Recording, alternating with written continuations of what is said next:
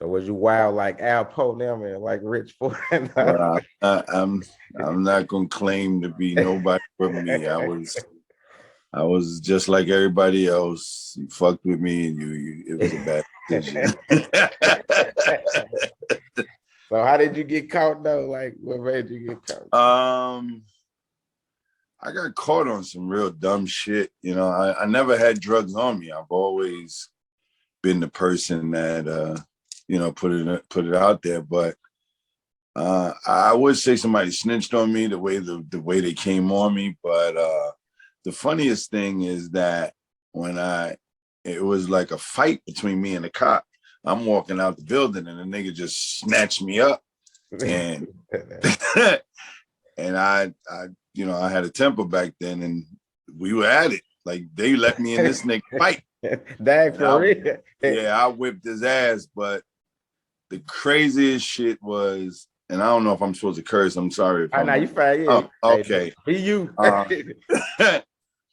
The craziest thing, honestly, was the fact that I beat the cop up, and they wanted to beat my ass in the jail cell, but by the time they got to me, I was already back on the streets, bailed out. Now, this is the ignorant shit that I did, and I don't know if anybody knows this story. I was having a meeting with some of my guys down at Jackson Holes and on 86th Street, you know, the burger joint, and I saw the cop in there with his girl, the one who arrested I had to fight with. And I knew they were going to get me then because he was sitting there with his girl, and I took out a wad of money, threw it in his face, and said, you take your bitch to a better restaurant. Oh, yeah, you was wild. Yeah, I was a little wild back then. Nah, so, and they came on my ass. They got their revenge. Yeah, they did. Dang. So what was your experience like when you was in prison? Like, I think the craziest part was believing that I was there. You know, I couldn't believe it. And like I said, I had no drugs on me, so they really didn't have anything on me. But the fact that I was so arrogant at the time and you know, juvenile thinking, they kind of came down on me. Like even a lawyer, paying him all that money. And, you know, back then you couldn't go to the bench. So the lawyer was telling me that they was, or you know, I was about to get, I think 10 to 20 when them niggas wasn't even offering me that.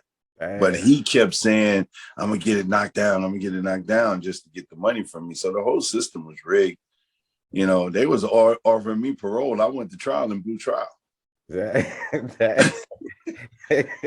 crazy. Yeah.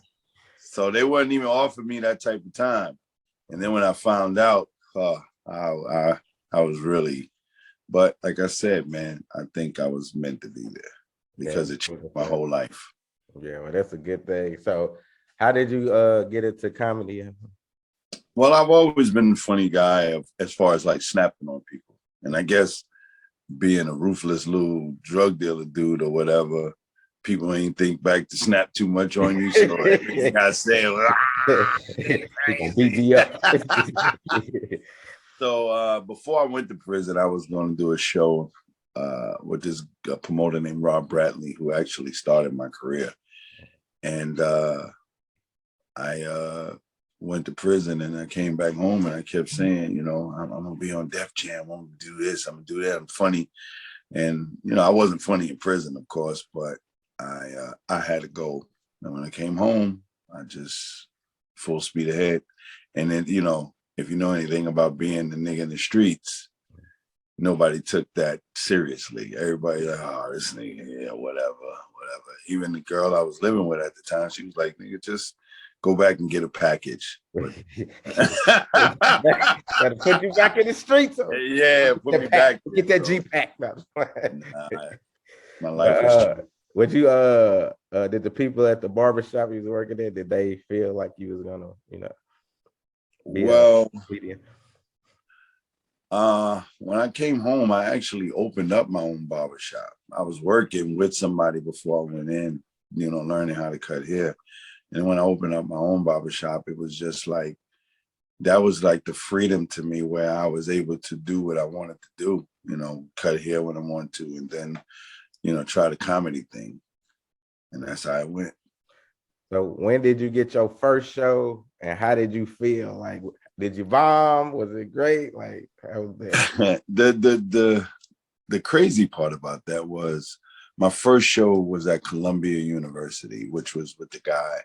Actually, Rob Bradley didn't put me on. It was a girl named Deb and Lisa who had their show. Rob introduced me to them. And it was sold out. But funny to say, it was sold out because people wanted to see me fail. That's crazy. The whole hood came out, 500 people.